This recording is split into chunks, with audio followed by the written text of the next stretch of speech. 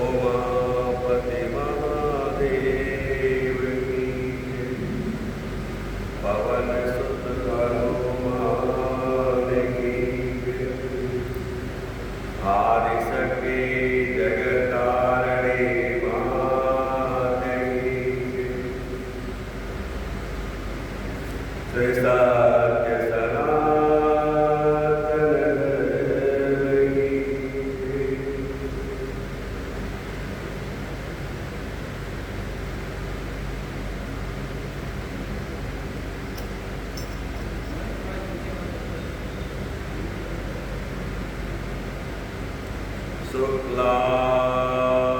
शुक्लांबरधरं देवं शशिवर्णं चतुर्भुजं प्रसन्नवदनं ध्यायेत् सर्वविघ्नोपशान्तये अभिषेक्यार्थसिद्धयर्थं पूजितोऽय सुरासुरैः सर्वविघ्नहरस्तस्मै गणाधिपतये नमः। सर्वमङ्गलमाङ्गल्ये शिवे सर्वार्थसाधिके शरण्ये त्र्यम्बके गौरी नारायणी नमोस्तुते।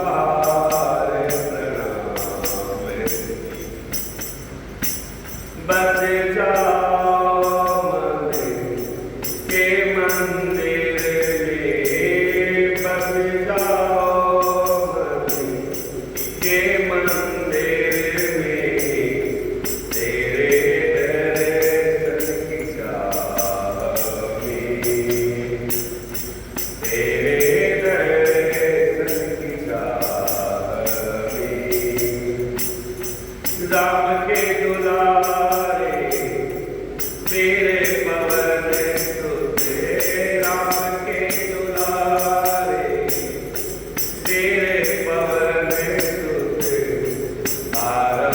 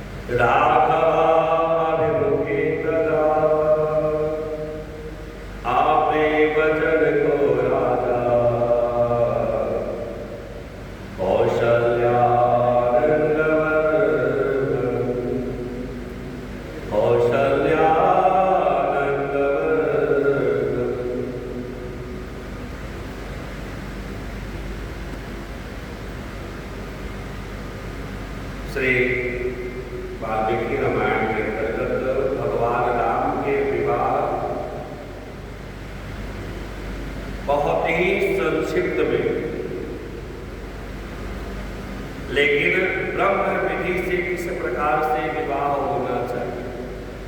विवाह के 8 प्रकार हैं, उसमें सबसे उत्तम है ब्रह्म, जिसमें केवल और केवल वैदिक मंत्रों का प्रयोग किया, और वह विवाह भी ऐसा है जिसमें बताया गया कि जो विवाह कर रहा है उसे भी पता है कि मैं क्या कर रहा हूं, जो कन्यादान कर रहा है उसको भी पता है कि मैं क्या दान कर रहा हूं और इसको करने से फल की प्राप्ति कैसे। आपने कल की कथा में श्रवण किया कि किस प्रकार से भगवान श्री राम ने धनुष को भंग किया, और वो तो अचानक ही हो गया। भगवान राम धनुष तोड़ने नहीं गए। आजकल एक नया फैशन चला है, ट्रेंड चला है, शायद आपने देखा होगा सोशल मीडिया पे। आजकल तथाकथित दूल्हे आते हैं और उनके सामने एक धनुष रख दिया जाए, धनुष रखकर प्लास्टिक, अब उसको तोड़ने का प्रयत्न कर रहे हैं, प्लास्टिक का धनुष टूटेगा। अब उसी को स्टेज पे मोड़ रहे हैं, जब नहीं टूटा तो सब लोग हंसते हैं। हमने धनुष भंग को एक खिलवाड़ बना दिया।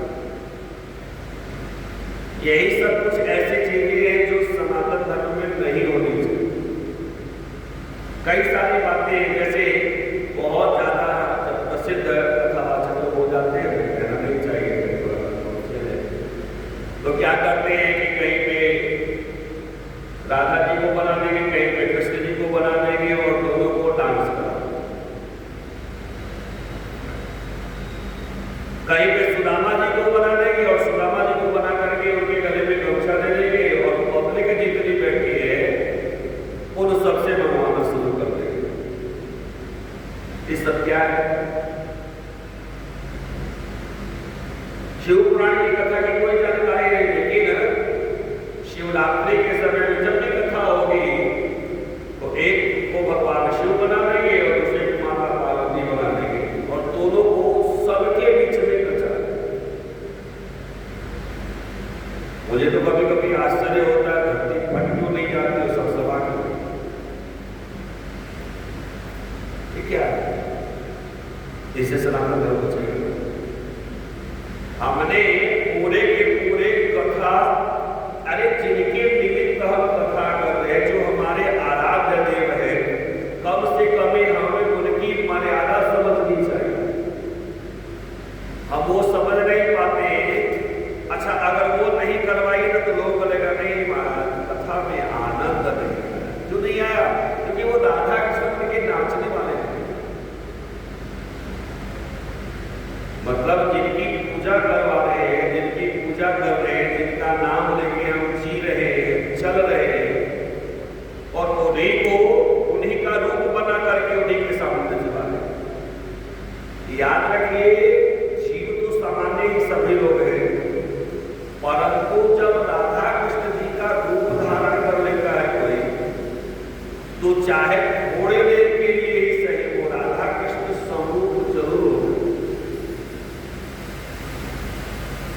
आप मत बनाओ राधा कृष्ण, वैसे ही जिसको डांस करना होगा तो बोली है कभी तो जो जब धनुष भंग हुआ तो उस समय माता सीता ने भगवान श्री राम को जयमाल,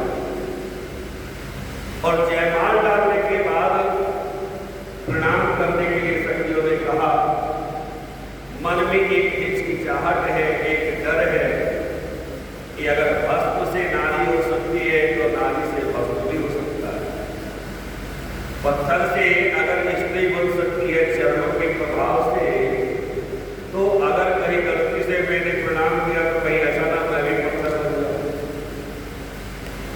तो मन में एक भय होता है कि भगवान हंस दिए। भगवान का मुस्कुराना जैसे हमें अभय दान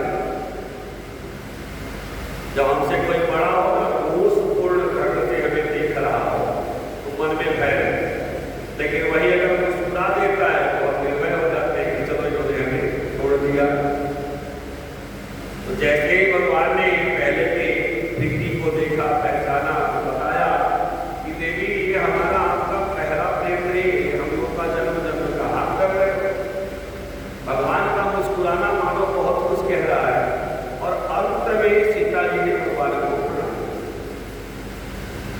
अब विश्वामित्र जी कहते हैं कि महाराज ऐसा करो, अब जो आपके लोक व्यवहार के अनुसार होता हो वह करिए। आपके लिए कैसा व्यवहार होता है, क्योंकि कई बार ऐसा होता है ना विवाह में, पता नहीं आपने देखा है कि नहीं देखा, हमने महसूस किया, लड़की वाला कहता है कि हमारे तरफ के जो विवाह के संस्कार है वो करवाए जाएंगे, और लड़की वाले कहते हैं कि हमारे तरफ का जो संस्कार है वो करवाए। अब वही विरोधाभास हो जाता है। लेकिन विश्वामित्र जी कहते हैं नहीं महाराज, आपके तरफ का, क्योंकि अयोध्या का विवाह और मिथिला का विवाह जमीन आसमान का अंतर है। क्या अयोध्या में जो विवाह की पद्धति है और मिथिला में जो विवाह की पद्धति है, दोनों में जमीन आसमान का। अगर नहीं समझेंगे तो बड़ा विरोधाभास हो जाए। तो इसीलिए विश्वामित्र जी ने कहा कि महाराज एक काम करिए, जैसा आपके कुल के अनुसार रीति होती हो, जिस प्रकार का आपका व्यवहार होता हो, उस प्रकार से आप विवाह करें। तो कहा कि महाराज हमारी पहले इच्छा ये है कि हम दशरथ जी के पास निमंत्रण दें, क्योंकि विवाह किसका होता है? आमतौर पर हम क्या सोचते हैं विवाह किसका हो रहा है? हालांकि आजकल के हिसाब से तो विवाह लड़के लड़की का ही होता है, परंतु विवाह केवल लड़के लड़की का नहीं होता है, वर और कन्या का नहीं होता है। विवाह होता है दो कुलों का, दो परिवारों का, माता पिता भाई बंधु सगा संबंधी सब एक दूसरे से जुड़ती है, वो विवाह है। आजकल का विवाह अलग है, मान सकते हैं कि भाई लड़का लड़की का ही विवाह होता है, लेकिन विवाह के लिए सबसे पहले क्या देखा जाता है? लड़के को तो देखा, लेकिन उसके साथ साथ घर देखना पड़ता है। पिताजी थे कैसे हैं, दादाजी थे कैसे हैं, इनका कुल परिवार किस प्रकार से है, तो सब देख के विवाह करना। जनक जी ने कहा कि महाराज सबसे पहले दशरथ जी को निमंत्रण भेजा जाए। दूत को बुलाया और कहा कि ऐसा करो, आप लोग जाओ और जा करके बता देना कि आपके बड़े पुत्र श्री राम जी ने धनुष को भंग कर दिया है और विश्वामित्र जी के साथ सकुशल मिथिला में विराजमान है, और धनुष भंग करने के कारण, धनुष यज्ञ पूर्ण होने के कारण अब उनका विवाह होता है। तो सादर सब लोग आवे, क्योंकि जब तक माता पिता दादा दादी भाई बहन रिश्तेदार सब न रहे तब तक विवाह का क्या आनंद। विवाह ऐसे ही होता है जब पूरा परिवार एक साथ है। तो दूत गया और जाकर के दशरथ जी को सूचना। अब दशरथ जी इतने प्रसन्न हुए, उनको पता नहीं कितना उत्साह थे। सबको बुलाया, कहा महाराज चलो हमको भारती बन करके चलेंगे विवाह। तो दशरथ जी ने एक को भी नहीं छोड़ा, सब लोग आए, लेकिन रानियां नहीं आई।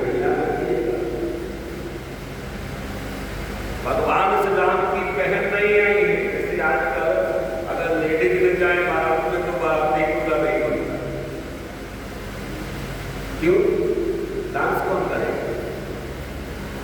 जो बाहर से डांस करने वाले आते थे वो तो बंद करवा दिए गए, पैसे देने पड़ते हैं। तो फ्री का डांस करने वाला कोई तो होना चाहिए। कड़वा है तो सबसे लगी है, वो कौन करेगा? तो कहा शरीर उनको लेके चलो।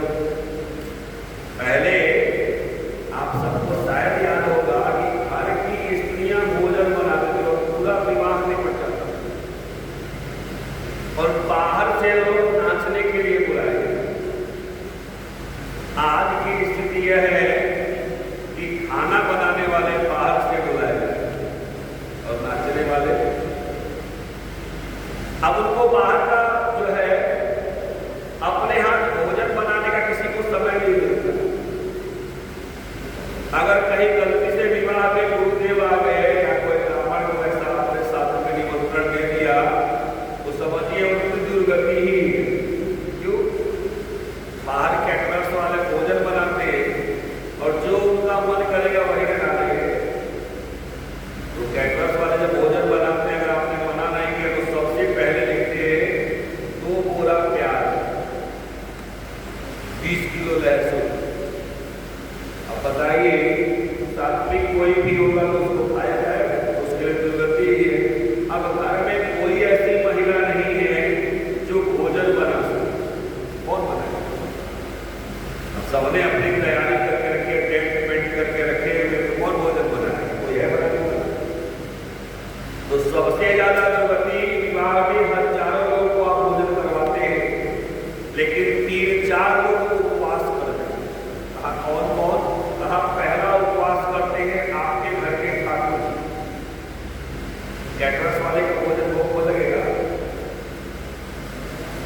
अगर उन्होंने लहसुन का डाला है तो वो नहीं करेगा, तो पहला उपवास तो कर दिया ठाकुर के लिए।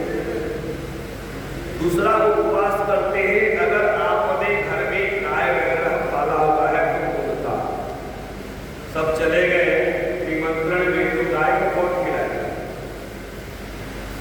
तो गाय उपवास कर गई। और तीसरा उपवास करते हैं माता जी, सबको भोजन के लिए हम बुला बुला के पूछते हैं आइए आइए भोजन करिए। अच्छा कभी भी पूछा है घर में जो दादी है या माँ है कि आपने भोजन किया कि नहीं? पिताजी को पूछते हैं कि भैया भोजन किया कि नहीं किया ना? अगर किसी ने कह भी दिया तो कहते हैं अरे उनका तो घर है खाया जाएगा।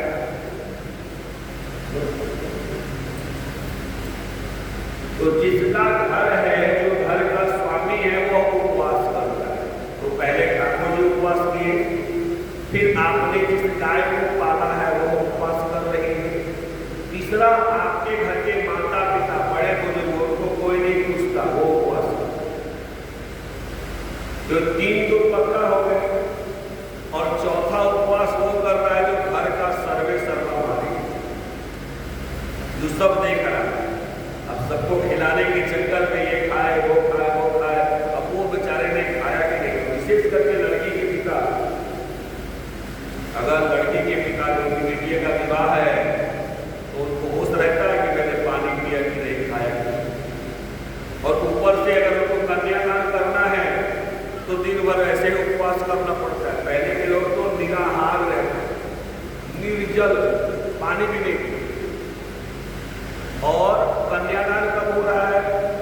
रात को 2 बजे, 2:30 बजे, 3 बजे। 3 बजे के बाद कौन पानी पिएगा? तो ये 4 लोग हमेशा उपवास। इस प्रकार से विवाह की सारी तैयारियां में बाराती चले तो बढ़िया सजा के। अच्छा कोई साथ में नहीं है कन्या पक्ष, मुझे लगता है शायद कभी से मिथिला में एक रिवाज है। क्या रिवाज करते हैं मिथिला में? अगर मान लीजिए मिथिला की किसी लड़की का विवाह कहीं पे तय होता है तो लड़की के पक्ष वाले आते हैं विवाह से 1 दिन पहले या विवाह के दिन। अगर दूरी है तो पहले आ जाएंगे, नहीं तो उसे तो आते हैं कि अब सबको हमारे घर पे चलना, तो दूल्हे को लेकर के बारातियों को लेकर के साथ में जाना। नहीं जाने का परिणाम क्या होता है? अब दशरथ जी महाराज पूरा अपना सेना वगैरह सब तैयार किए और लेकर के बारात ले चले। कन्या पक्ष का कोई नहीं, लड़की वाला कोई नहीं। इनको कहाँ मालूम है कि राजा का महल कहाँ पे? तो राजा दशरथ बारात लेकर के जा रहे हैं। जाते जाते जाते जाते एक उन्होंने घर देखा विशाल, और उस घर के दरवाजे पर सोने और चांदी के बर्तन रखे हुए, जैसे कोई कूड़ा फेंकता है उसे फेंका। तो बारातियों ने कहा बस करो, यही महाराज जनक का। समझ रहे? जैसे सोने चांदी के बर्तन कैसे फेंके हैं, जैसे कूड़ा फेंका जाता है, ऐसे फेंका हुआ है। बारातियों ने कहा कि इतनी संपदा, इतना धन तो राजा के यहाँ ये हो सकता है कि सोने चांदी के बर्तन फेंके गए। महाराज चलो। तो कुछ लोगों ने कहा कि महाराज बात तो सही, लेकिन यहाँ पे विवाह का कुछ दिखाई तो नहीं दे रहा है, सुनसान है। अरे जहाँ विवाह होगा वहां सन्नाटा थोड़े रहेगा।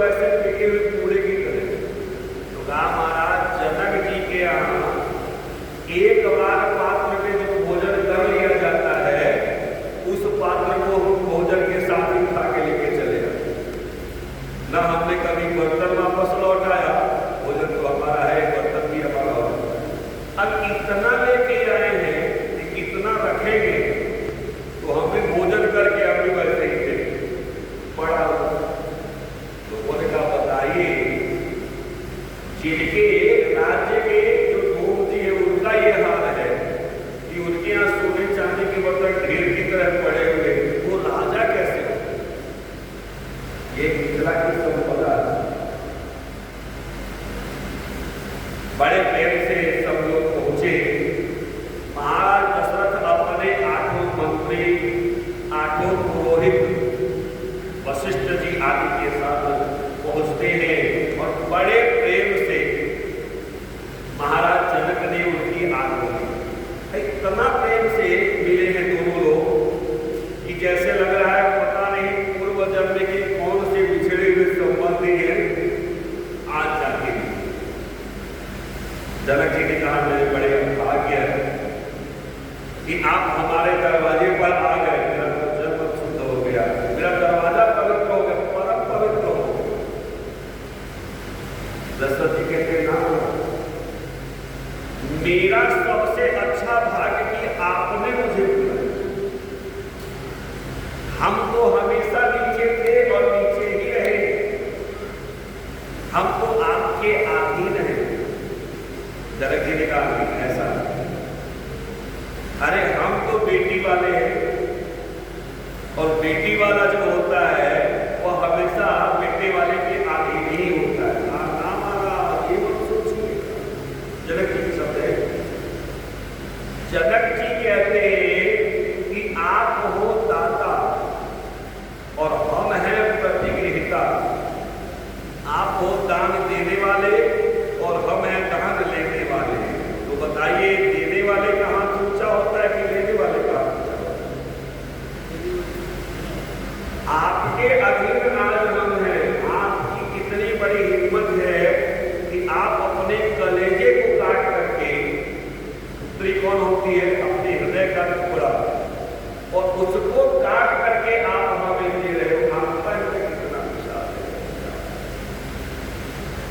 महाराज हम तो आपके अधीन है, बड़े भाग्य हमारे भी कम से कम आपने हमें बुलाया, हमें इस लायक समझा कि आप दान करोगे। उसी समय जनक जी ने कहा महाराज हमारे भाई साहब रहते हैं, एक देश है सारंग, वहां के राजा कुशध्वज, और मैं चाहता हूं कि उनको भी बुला लिया जाए क्योंकि उनके बिना हमारा सारा जगह अपूर्ण हो जाएगा। ताकि क्या बुलाइए। अच्छा जब वो आए तो अकेले नहीं आए हैं, उनके साथ उनकी 2 सुपुत्रियां भी आई, मांडवी और सुति। अचानक से जनक जी महाराज दशरथ जी से मिलने के लिए गए जनवास से, और जैसे मिलने के लिए गए तो वहां पर 2 सुकुमारों को दशरथ जी के बगल में बैठे, तो सोच रहे अभी तो राम लक्ष्मण को मैं वहां देख आया हूं विश्वामित्र जी के संग, ये 2 सुकुमार कौन है? बिल्कुल राम लक्ष्मण ही लग रहे, ये हैं कौन? तो पूछ लिया कि महाराज आपके पुत्र से तो मैं वहां मिलकर आ रहा हूं, ये सुकुमार इतने सुंदर से कौन है?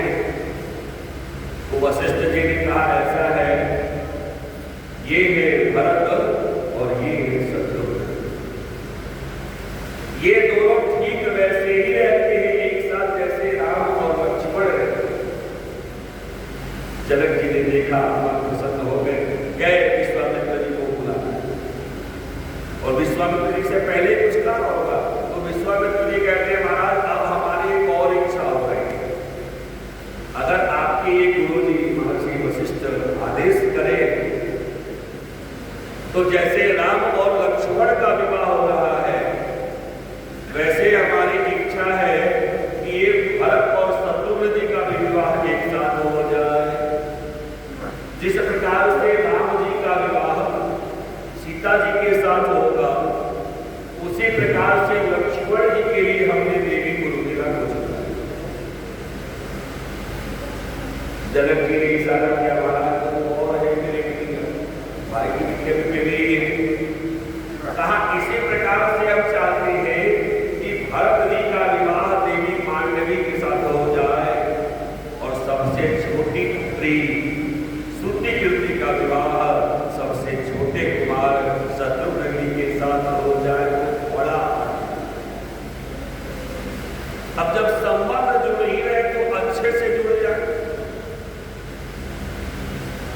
वशिष्ठ जी कहते हैं बड़ा अच्छा आपने प्रस्ताव रखा है, मेरे मन को बड़ा अच्छा लगा। दशरथ जी कहते जो इच्छा हमारे गुरु जी की वही इच्छा हमारी, अति उत्तम है। और कहा जनक से महाराज घबराइएगा मत,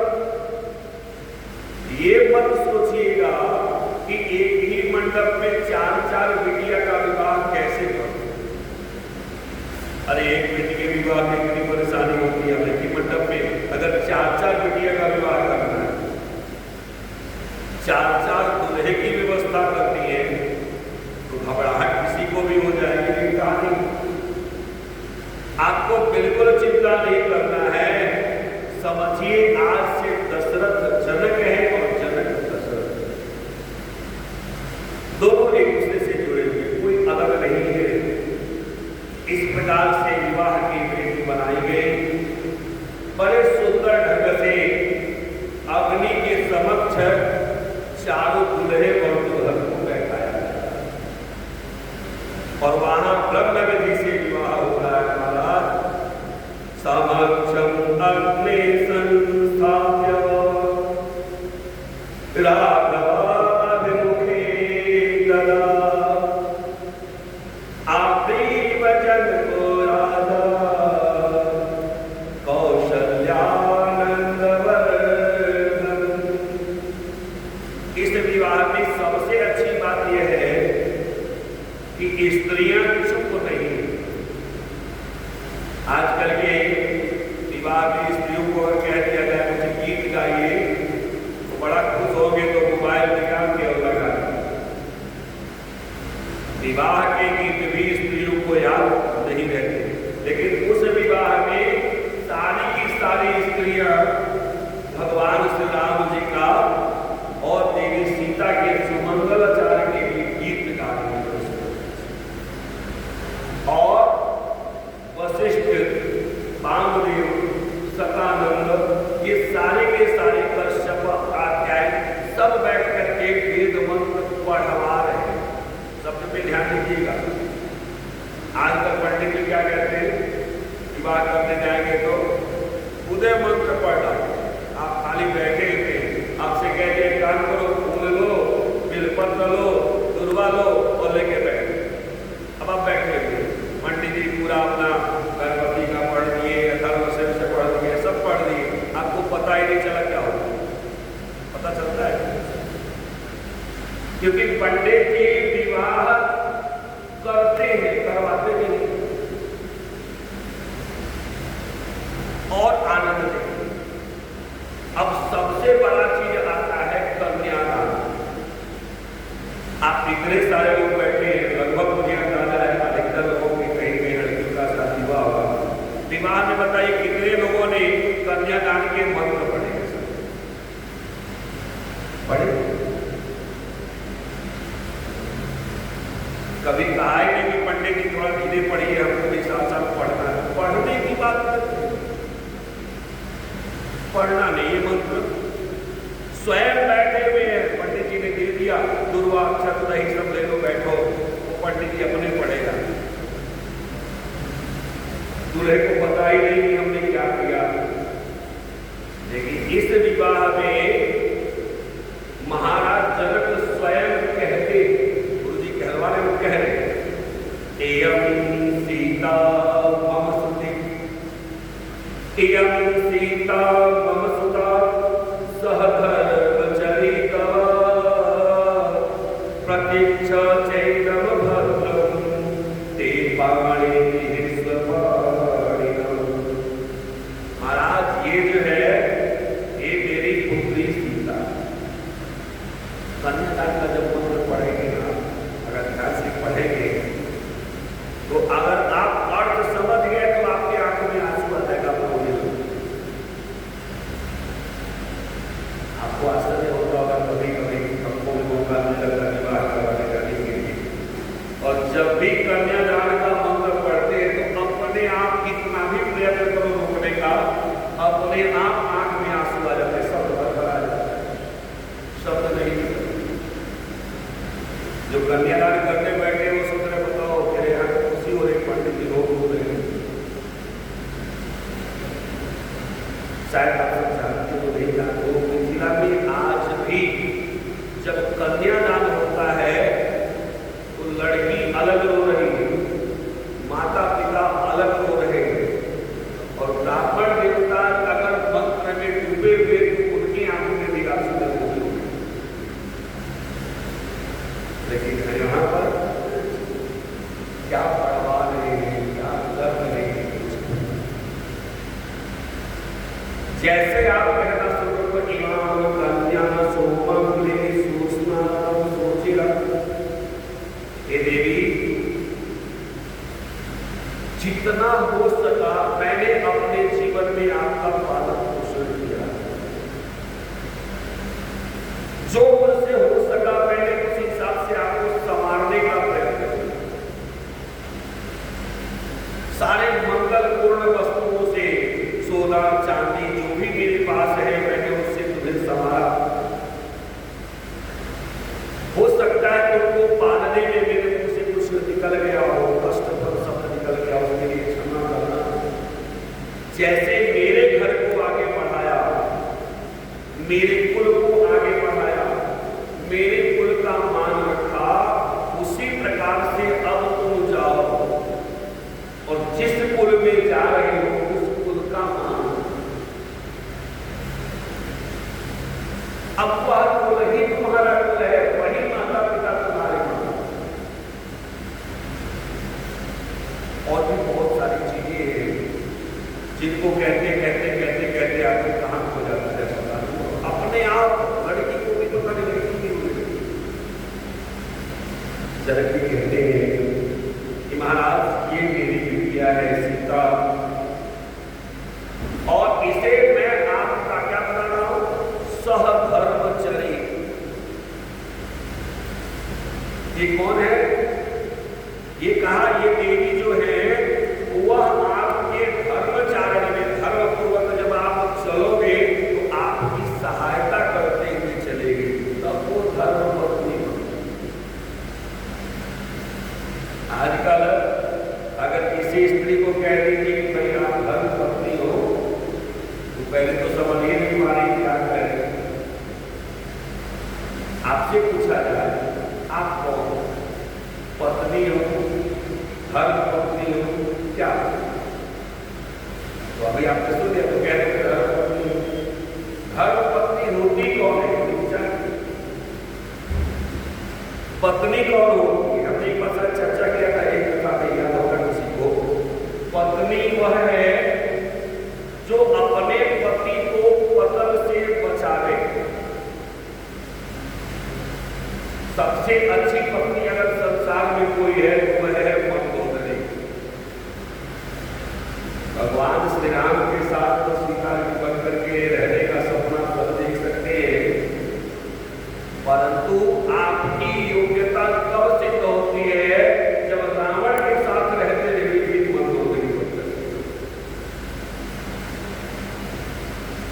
रावण जितनी बार गलत कार्य करता है मंदोदरी पहला बोल। हमने एक बार चर्चा किया था, हल्का सा याद होगा होगा, जब रावण सीता जी का हरण करके ले गया था, अशोक वाटिका में रखा, तो सबसे पहला कार्य मंदोदरी ने देवी सीता के लिए सारे आभूषण, राजकीय वस्त्र वो सब भिजवाती है। मंदोदरी अपनी दासी से कहती है वो राज रानी है, तो चाहे वो राजमहल में रहे चाहे अशोक वाटिका में रहे, सम्मान उनका उतना ही होना चाहिए। तो ये सब लेके जाओ, हमारे तरफ से क्षमा याचना करना कि मेरे पति की मेरा बस नहीं चला, लेकिन मेरी दृष्टि में आप तब भी रानी थी और यहाँ भी राज रानी थी। हालांकि सीता जी ने प्रेमपूर्वक वापस लौटा दिया, कहा ये नहीं चाहिए। जब चला ही गए तो फिर मंदोदरी आई मिलने, तो कहती है कि कर हो तो बारी गुलारी और कितने संग संग ब्याही, लंका में यही कारण आए। किसकी लड़की हो, किसके साथ आपका विवाह हुआ और लंका में किस कारण से अयोध्या रही हो। तो कहा सीता जी ने, राजा जनक की बेवारी दुलारी, दशरथ सुख संग ब्याही। आजकल की स्त्रियां जब तक पति का नाम 2-4 बार न ले तब तक का भोजन नहीं हो सकता। पहले तो कम से कम ए जी ओ जी कह देती। ए जी ओ जी का मतलब समझते हैं, शॉर्ट फॉर्म है। जी से मतलब यहां गधे से, समझ, ए जी ओ जी। अब वो भी बंद हो गया, अब सीधा डायरेक्ट नाम लेके बुलाया जाए। जबकि 2 चीजें आपको हमेशा याद रखनी है। आपका जो ये सुहाग है, जितना ही यह खुला रहता है उतने ही आपके पति की उम्र कम होती है, पहला।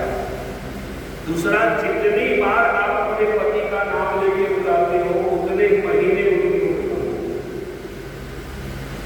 अब इसका मतलब ये नहीं कि आपस में झगड़ा हो तो ठीक है मतलब से वही करें, तो उसका उल्टा परिणाम भी मिल जाता है। उसका क्या परिणाम मिलता है कि जो आपका सबसे ज्यादा प्रिय होगा उसी का नुकसान, समझ रहे। तो नाम नहीं लिया जाता है अपने पति का ही, तो पति का, माता पिता का, गुरु का, यहां तक कि अपने बड़े बेटे का भी नाम लेने से बचना चाहिए। इसीलिए जल्दी लोग नाम नहीं लेते हैं, प्यार से बुलाने के लिए कुछ भी भैया लाला कुछ भी कहना शुरू कर देते हैं, वो अलग बात है। तो ये 3-4 लोगों के नाम नहीं लिए जाते। गुरु जी का तो बिल्कुल नाम नहीं लेना है, माता पिता का बिल्कुल नाम नहीं लेना है, तो और किसी का नाम ले या न ले, लेकिन पति का नाम जरूर ले। आज देखिए सीता जी कहती है, राजा जनक की मैं वारी दुलारी, दशरथ सुख संग ब्याही। ससुर जी का नाम लिया जाता है। और लंका का नाश करन गया।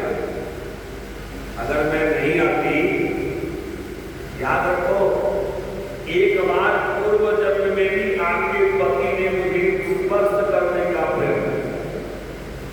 पूर्व जन्म में ये देवी मां सीता जो है वो वीरवती नाम से, जब पैदा हुई तो प्रसूतिका गृह से ही उन्होंने वेद मंत्र का उच्चारण करना शुरू कर दिया, तो इनका नाम रखा गया वेदवती। और उसी समय तपस्या करने के लिए चली। पिता को पता था कि मेरी बिटिया कहां पर तपस्या कर रही है। जब विवाह के लायक हुई तो पिताजी ने कहा, बिटिया विवाह करवा दो, तुम्हारा कहां था। मैं इस संसार में अगर पत्नी बनूंगी तो केवल नारायण की पत्नी, उनके अलावा दूसरे किसी की मैं पत्नी नहीं बन सकती, चाहे कुछ भी हो। तो पिताजी ने कहा, बिटिया तपस्या करो, क्योंकि नारायण की पत्नी बनना इतना आसान नहीं। तपस्या कर रही, तपस्या करते करते करते करते, आमतौर पे जब आदमी तपस्या करता है तो उसका शरीर सूखता है, लेकिन देवी वेदवती जब तपस्या करने लगी तो इनका रूप लावण्य और बढ़ गया। इतनी सुंदर हो गई, साक्षात लक्ष्मी है ही, इतनी सुंदर हो गई, संजोग से दिग्विजय करके रावण जिस मार्ग से जा रहा था, अचानक उसकी दृष्टि देवी वेदवती पर पड़ गई। और जब वेदवती पर दृष्टि पड़ गई तो उसने सोचा, अगर ये मेरी पत्नी बन जाए तो सबसे अच्छी बात हो। उस पर विमान को रोका, नीचे उतारा और जैसे स्पर्श करके चलता है, देवी वेदवती के साथ, मुझे संसार में भगवान नारायण के अतिरिक्त कोई भी पुरुष स्पर्श नहीं कर सकता। लेकिन रावण है, रावण कौन है? जो बात कभी किसी की नहीं मानता, वो रावण। रावण वो है जो कभी किसी की बात नहीं मानता। अगर वो बात मानता है तो जो क्रूस की। जो सत्य बोलने वाले हैं उनकी बात तो बिल्कुल नहीं मानता। माता पिता, यहाँ तक एक बात बताने आता है कि जब ये देवी सीता का अपहरण करने के लिए जा रहा है तो इसकी माता कैकसी ने भी समझाया था, बेटा संसार में कुछ भी करो परंतु कभी किसी दूसरे की स्त्री का हरण मत करना, क्योंकि चाहे तुम्हारे पास कुबेर का खजाना क्यों नहीं हो, लेकिन अगर दूसरे की स्त्री का हरण कर दिया तो आपके सर्वनाश को कोई रोक। मां ने समझाया, उस दिन से मां के पास जाना ही पड़ता। ये रावण है। तो माता वेदवती ने मना किया कि भैया मत स्पर्श करना, लेकिन वो काहे को मारना है, पकड़ा।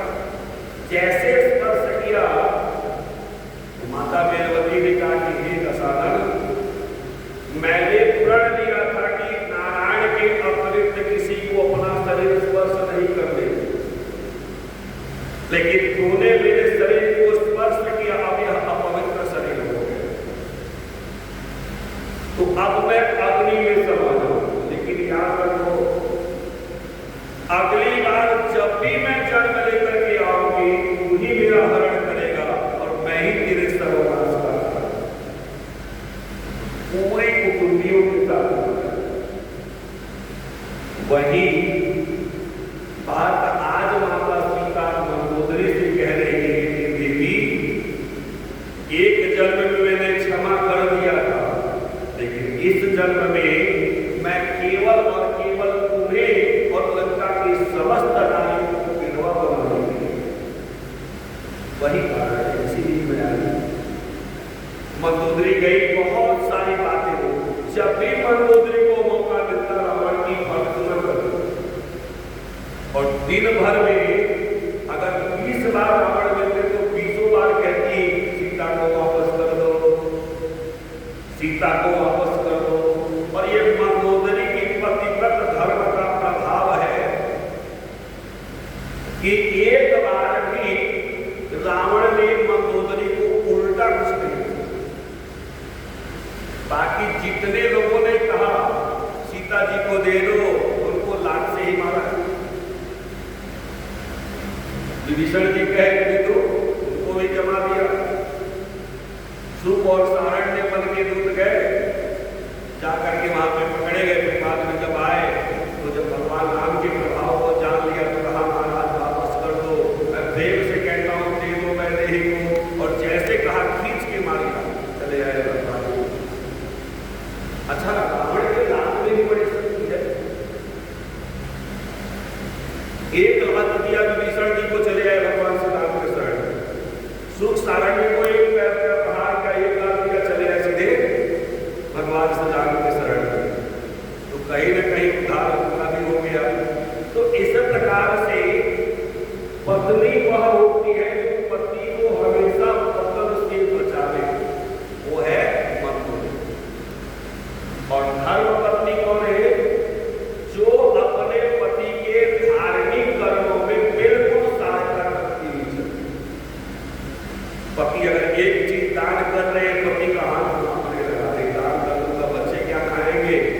पत्नी को कपड़े कैसे आएगा, पत्नी ने नीचे से हाथ लगाने का मतलब समझते क्या है? हाथ लगाने का मतलब ये है कि महाराज चिंता मत करो, मेरे पास एक साड़ी रहेगी, उसमें गुजारा करूंगी, बल्कि मेरे हिस्से की एक साड़ी भी आपका। तो पत्नी वह है जो पति के धर्म में उनकी सहायता करे, वो कौन है? धर्म पत्नी। तो इसलिए कहा जनक जी ने कि महाराज यह जो हमारी पुत्री है वह आपकी सहधर्मचरी थी। अब इनका हाथ लो।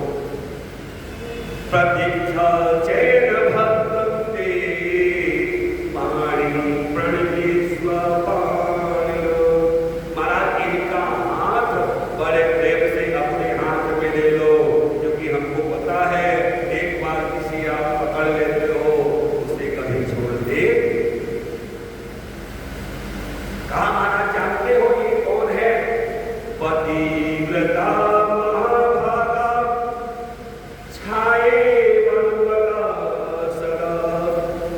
इति उक्त्वा प्रतिपत्ता मंत्रभूतं जलं ददात्।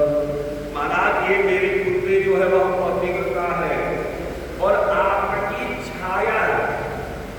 वास्तविक जो धर्म पत्नी होती है वह पति की छाया होती है, कभी भी पति के आगे नहीं चली। इसीलिए तो पकड़ा गई